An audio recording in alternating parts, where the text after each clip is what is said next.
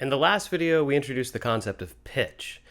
It's part of how we perceive sound, along with duration, loudness, and timbre. In this week's video, we're going to expand on our understanding of pitch. We'll complete our task of assigning pitches to the staff that we began last week, and we'll transfer that knowledge to the layout of the piano keyboard. We'll also introduce a way to begin measuring the distance between pitches.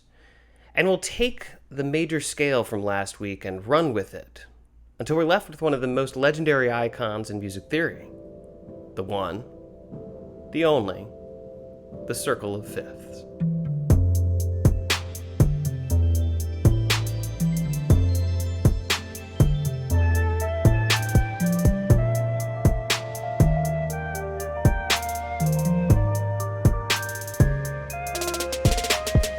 We have a pretty good basis for talking about individual pitches, as well as the beginnings of a way to write about pitches using musical notation. But sounds don't exist in isolation. We always hear a sound in the context of the sound that just came before it. How do we, as the listener, comprehend that context? And how can we describe the amazing relationships formed by some of these sounds? What we're reaching for is a way to compare pitches, and for that, we need the interval. Interval is a term we use to describe the ratio between two pitches, although we'll typically conceptualize intervals as a distance between two pitches. For example, what happens when we take a sound of any frequency and double it? As it turns out, you get a sound common to just about every music system on Earth.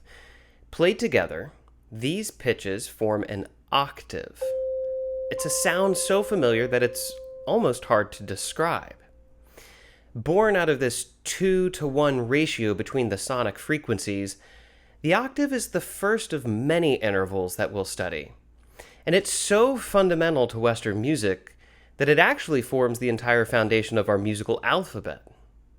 Notes separated by an octave are given the same letter name, A, B, C, and so on, and we say that these notes belong to the same pitch class. By introducing the octave, we've taken the very first step in dividing the full spectrum of frequencies into little segments, albeit into rather large ones. For a finer partitioning, we need smaller intervals. The smallest interval commonly used in Western European music is called the half step, or the semitone. A half step is as close as two pitches can be to one another without being in perfect unison. When two pitches are separated by an interval of two half steps, we call that distance a whole step, or a tone. Every octave is divided equally into 12 half steps. To visualize this, let's turn to the piano keyboard. Here we have a bird's eye view of the keyboard on a piano, laid out in roughly the same way since about the 15th century. Depressing a key produces a single tone, and pitches are laid out from low to high, beginning with the lowest notes on the left side of the piano. Adjacent keys, whether they be black or white, are separated by the interval of a half step. Now for the 12 pitches of the octave, we have 7 white keys and 5 black keys. Those colors come from the discontinued practice of using ivory and ebony for the surface of the keys. The 7 pitches of the musical alphabet are assigned to each of the 7 white keys. Before we go any further, take a moment to memorize the location of the natural pitches by using the black keys as a reference. The black keys are grouped in pairs of 2s or 3s alternately, and just to the left of each group, you'll find the pitches C and F, respectively. This will also help us remember that the pitches B and C, as well as E and F, are separated by only a half step, which is evidenced by the lack of a black key in between them. Now, we just need to develop a way to reach the black keys, the remaining 5 pitches of our octave. We've used up the letters of our musical alphabet, so for this job, we'll turn to the accidental. An accidental is a notational device that allows us to either raise or lower the pitch by a half step, thereby granting us access to the pitches on the black keys. In music notation, we indicate these alterations to the pitch with the use of a symbol placed just to the left of the note head it corresponds to. Sharp signs are used to raise a pitch by a half step. Flat signs are used to lower a pitch by a half step. Now, when a note is altered by an accidental, it remains altered for the duration of the measure. If we need to return to the unaltered pitch before we get to the next bar line, we have a third accidental called a natural sign. If we place a natural sign to the left of a note head, it tells us to cancel the effect of any accidentals that previously applied to this note. Less common, but equally useful, are the double accidentals, which are used to raise or lower a pitch by 2 half steps, or a whole step. They are double sharps and double flats, and you can occasionally find them in harmony parts or in music that uses far-reaching harmonies. You might not encounter them very often, but now you'll be prepared and knowledgeable whenever you do. Before we go any further with accidentals, let's just come back to the musical keyboard for a moment to demonstrate how sharps and flats will allow us to reach the black keys. Let's start with the note A natural, shown here on the staff and highlighted on the keyboard. By adding a flat sign to the left of the note head, we lower the pitch by a half step to become A flat, which corresponds to the black key immediately to the left of our starting key. Likewise, placing a sharp sign on the staff raises the pitch by a half step to create A sharp, found on the black key to the right of our natural position. Notice that while we say the pitch class before the accidental when speaking about pitches, as in A flat and A sharp, the order is reversed in music notation. The accidental is always placed before the note it affects, sitting just to the left of the note head.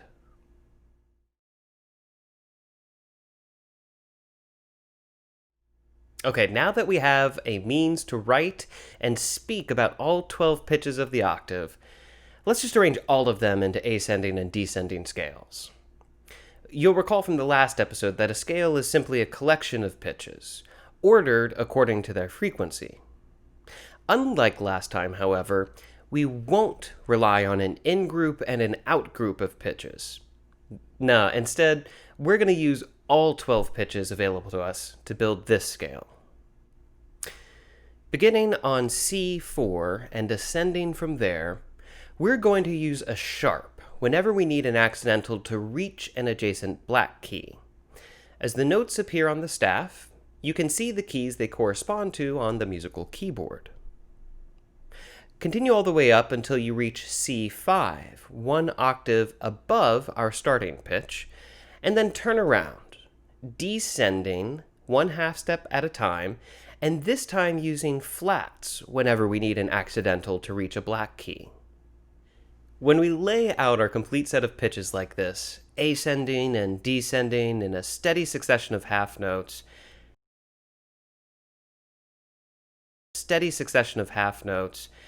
we arrive at a scale of rather special significance, and we call this scale the chromatic scale. The chromatic scale can be used to create a dazzling flourish or a sinister-sounding melody, but it also reveals something truly peculiar about our way of naming notes.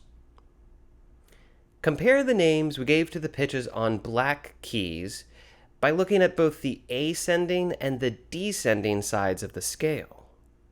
Between the notes C and D, for example, there's just a single black key, which we correctly labeled as either C sharp or D flat, depending on the context.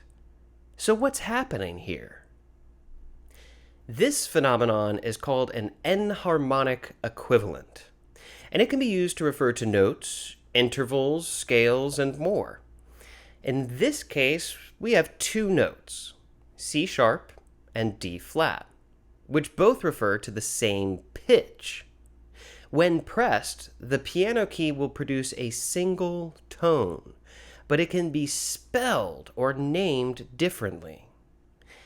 By their very definition, enharmonic notes are distinct, separate notes that are not equally interchangeable in music, despite the fact that they refer to the same fundamental frequency of a pitch. They sound the same, but they're spelled differently. The closest analogy I can think of from spoken language is the homonym, two words with different meanings and different spellings that share the same sound. So consider the words read and read, as in the sentences, I read the newspaper yesterday, and the red glow of the hot coals. Despite sounding exactly the same, read and read are differentiated here by their spellings, and they can't be interchanged without rendering the sentences confusing or absolutely meaningless. Enharmonic notes, like homonymic words, are spelled differently despite sounding the same. But this correct spelling, whether of notes or words, is essential to being understood. Lastly, although we first encounter enharmonic notes on the black keys, each of the white keys can also be spelled using a variety of enharmonic equivalents. E sharp is enharmonic to F natural, and B natural is enharmonic to C flat. When you remember double accidentals, you realize just how many possible spellings exist for pitches. Before we break for our intermission today, let's revisit our other scale, the major scale, which we learned about in last week's video. We know a little bit more now, so let's see if we can apply some of these new concepts to the knowledge that we already have. You'll recall that unlike the chromatic scale, the major scale does discriminate between pitches that are inside and outside of the set. The major scale is limited to just 7 pitches, and it omits the remaining 5. But how do we determine which 7 to include and which 5 to exclude? Well, the long answer involves medieval music theorists, Greek tetrachords, and a Benedictine monk named Guido d'Arezzo. So we're going to go somewhere else for our answer. And with a little reverse engineering, we're about to reveal the musical DNA of the major scale. We've already been introduced to the C major scale. Our goal now is to deconstruct it in order to reveal a series of half steps and whole steps, which we'll find by analyzing the intervals between each successive note of the scale. In our introduction to the C major scale, we learned that it begins and ends on C, and it includes the 7 natural notes, or the unaltered notes, C, D, E, F, G, A, B, in ascending order. Here you see it represented on the staff and on the keyboard. But rather than focus on the pitches themselves, let's examine the intervals that are formed between each pair of adjacent pitches. It turns out that every interval is either a half step or a whole step. C to D is a whole step. D to E is another whole step. E to F is our first half step, and so on and so forth until you get to the top of the scale. The resulting series of intervals, represented here with W's and H's, reveals a kind of blueprint to the major scale. It's a sequence that we can use to build scales starting from any of the 11 other pitches, while still preserving the sounds and characteristics of the major scale. Now that sequence of ascending intervals is whole, whole, half. Whole, whole, whole, half. And you'll want to commit that to memory. As we move on from C major to the major scales of the other 11 pitches, we'll always use this precise sequence of whole steps and half steps. Part of the reason we like to start with C major is the convenient fact that all 7 pitches are natural and unaltered, and therefore all 7 pitches are represented by white keys on the piano. Now, as we begin to build major scales starting from other pitches, and in order to maintain the correct intervals between each pitch, we're going to need one or more accidental. Or in other words, every other scale will use at least one black key. Ultimately, our goal is to be able to read music and sing accurately in any key.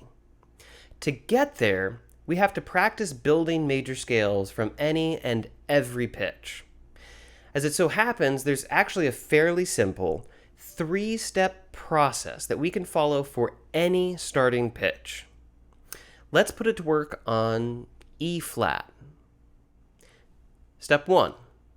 Draw the first note, the tonic, on the staff, using an accidental if necessary.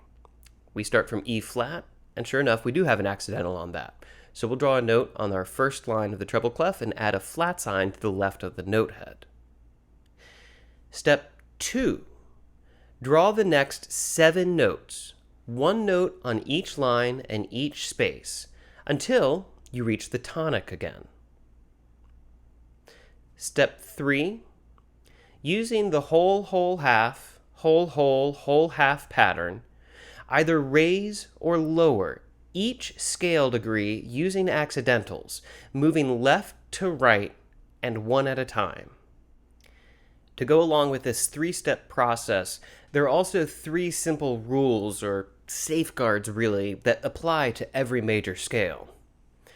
So, number 1, all 7 pitch letter names must be included without skipping or repeating any.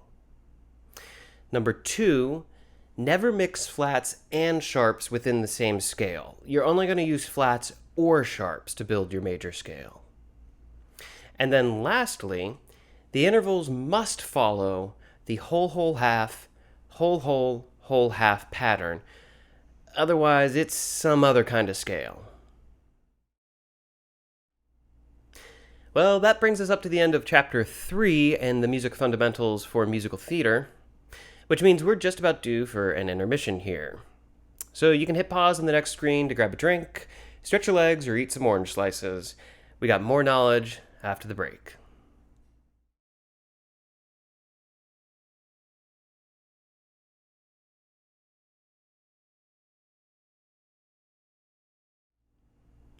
On the second half today, we're going to keep working with the tools that we just added to the toolbox.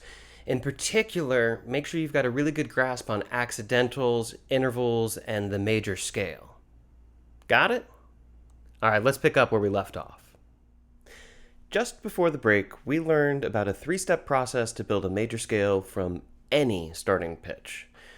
In addition to practicing the exercises at the end of the chapter, I'd really recommend that you just take a blank sheet of manuscript paper and dedicate it to writing down each and every major scale.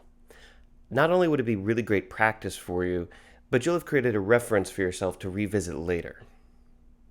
Now, the third step of our 3-step process to build a scale involves adding either sharps or flats to the notes of the scale, adjusting for half steps and whole steps as we go according to our scale's DNA. If you were to actually write out every major scale from all the possible starting pitches, you'd come to realize that no 2 scales share the same accidentals. The combination of accidentals is totally unique to each major scale, and that's a big deal because now we have 2 ways to identify major scales. We have, of course, the tonic, and now by the unique combination of accidentals. But how can we put this to work for us as a performer? And how are we going to use music notation to represent this unique characteristic of the music on the page?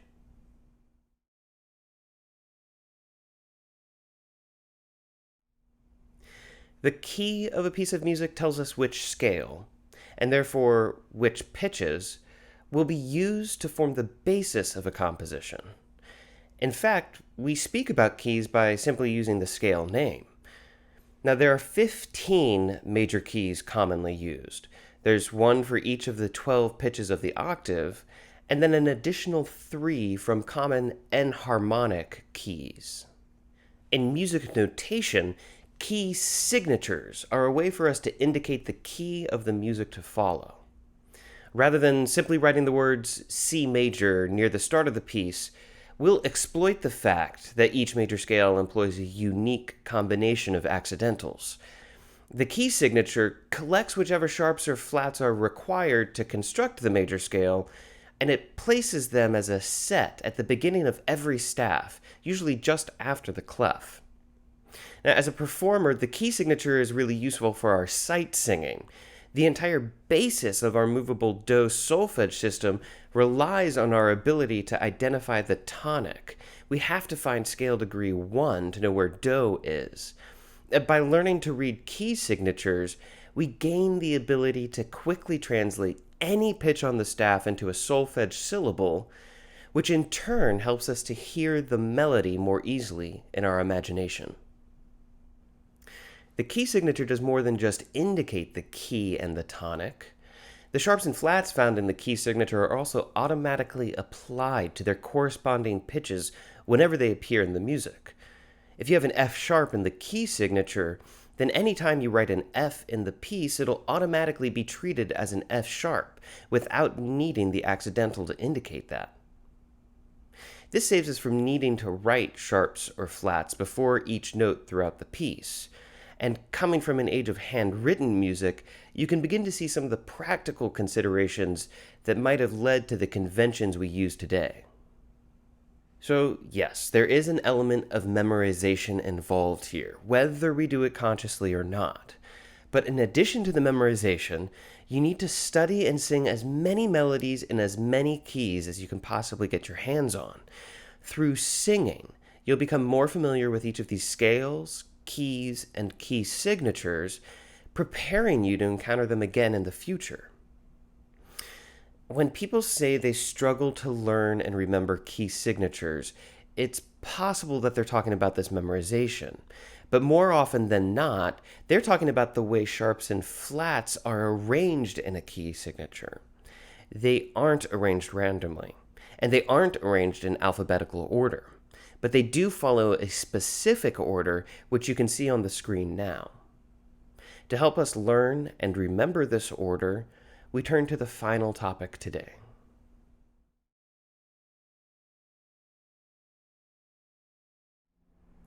The circle of fifths is a visual aid devised to organize all of the major keys and to help illuminate the relationships between them. We begin by visualizing every key alongside its key signature. We're going to use these sharps and flats to organize the keys. Since C major has neither flats nor sharps, we'll place this key down first and use it as our fulcrum point. Divide the remaining 14 keys into 2 groups of either sharps or flats, and then, within each of these groups, arrange the keys in ascending order of the number of accidentals. Now, starting from C major and going out to the right, arrange the sorted list of sharp keys. Return to C major, and now head out to the left, arranging the sorted list of flat keys. We now have a pretty nice, orderly spectrum of all the keys, ranging from 7 flats on the far left to 7 sharps on the far right. And this is where it begins to get really interesting. You see, take a look at the 3 leftmost keys and compare them to the 3 rightmost keys. Since they're as far apart as can be on our spectrum, we might expect these keys to be maximally distant from one another. But looking closer reveals something kind of surprising. In pairs, these keys are enharmonic equivalents of one another. The major keys of B and C flat, F sharp and G flat, C sharp and D flat. All 3 of these are enharmonic equivalents to each other, and they're written and spelled differently, but ultimately these scales will sound exactly the same. With that in mind, we can bend our straight line into a circle that connects where our enharmonic keys intersect. This reveals the endless cyclical nature of keys and key signatures, and it gives us the circle and circle of fifths. But then what does fifths refer to? As it turns out, it's short for perfect fifth, which is just an interval we haven't met yet. We've already met the smallest interval, the half step, as well as larger intervals like the octave, which are formed by two pitches that are 12 half steps apart. The perfect fifth lies somewhere in between these two, appearing when two pitches are separated by a distance of 7 half steps. For example, examine the interval formed between C and G. Looking at the musical keyboard, place your finger on C and begin moving right towards G, pausing your finger on each successive black or white key. As you ascend, count 1 half step for every adjacent key your finger rests on. As your finger arrives on G, you'll have counted your 7th half step.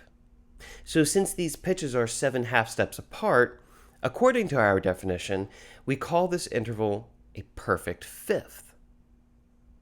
Come back to the diagram we started just a little bit ago. For now, we can ignore the key signatures while we turn our attention to the tonic pitches of each key. For each pair of adjacent keys, we're going to compare the tonic pitches and count how many half steps separate them. From the top of our circle and moving clockwise, we begin with C and G for our first pair.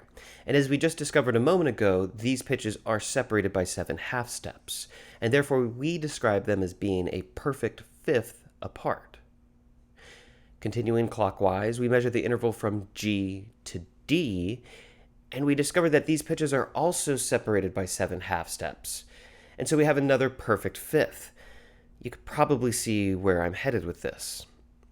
Sure enough, as we go all the way around the circle, this pattern of perfect fifths continues unbroken. It's kind of amazing. Remember, we didn't intentionally arrange the keys this way. We never even considered these intervals. We only sorted the key signatures according to their accidentals. On its own, there's nothing particularly special or musical about the circle of fifths. It's simply a visual aid to help organize the major keys and help us memorize the key signatures. But by arranging the keys in this order, it reveals special relationships that exist between keys. I mean, we've just discovered one of these special relationships, an unbroken chain of perfect fifths connecting closely related keys. One more thing to cover before we can call it a day. As I mentioned before, the sharps and flats of the key signatures always appear from left to right in a specific order, in specific positions. Some people like to use a mnemonic device to memorize this order, and that's okay. In fact, that's the approach taken in our textbook, using the famous Father Charles reversible mnemonic. But me, I'm a simple man. Equipped with the circle of fifths, all we need to do is memorize the first sharp or the first flat in the sequence to remember the rest. Take the sharp keys. Beginning with the key of G major, the first note to be altered is F, which becomes F sharp. Memorize that. Moving clockwise through the subsequent keys, sharps are added to the notes C, G, D, A, E, and B in that order. Now look closely. What do you see? More fifths. And it's just the same for the flat keys, but in reverse. The first of our flat keys is F major, and the first note to be altered is B, which becomes B flat. You'll need to remember that. Now going counterclockwise from there, flats are subsequently added to the notes E, A, D, G, C, and F. Once again, we see our pattern of fifths, only it's in reverse order this time. Can you see how this correlation to the circle of fifths could help us remember the correct order of sharps and flats? You only need to remember the first altered note and the direction to travel. Sharp keys begin with F and continue clockwise. And flat keys begin by altering B and continuing counterclockwise. This is how I like to teach because it's how I like to learn. I love using clever devices like the circle of fifths, which help us build a network of interconnected ideas, so that recalling one concept reinforces the others that are related to it. Wherever we have the chance, we're always going to bundle ideas up together like this.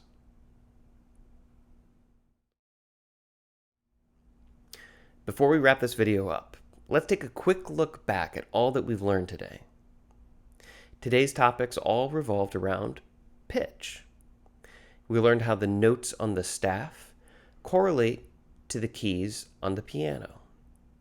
We learned how to describe the distance between pitches using intervals.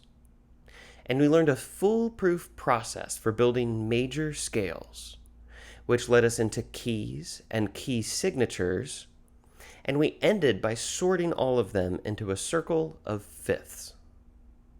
Some of these concepts might click for you right away, and some may take more time and practice before they feel like second nature. That's okay. Even once you understand the theory underpinning all of these concepts, it still takes time and practice to become effortlessly familiar with all of these ideas across 15 major keys. Fortunately, you can speed up the learning process through sight singing. By studying and singing melodies that are written in all of the various keys, your brain begins to recognize the patterns on the page, and it connects what you see to what you sing. So just keep practicing with the melodies at the end of every chapter, and I promise you, the progress will come. Next time, we're going to stop and take a look back to review and reflect on all of the topics we've covered so far. And we're also going to take the performer's perspective on tempo markings. Until then, be kind to each other, and thanks for watching.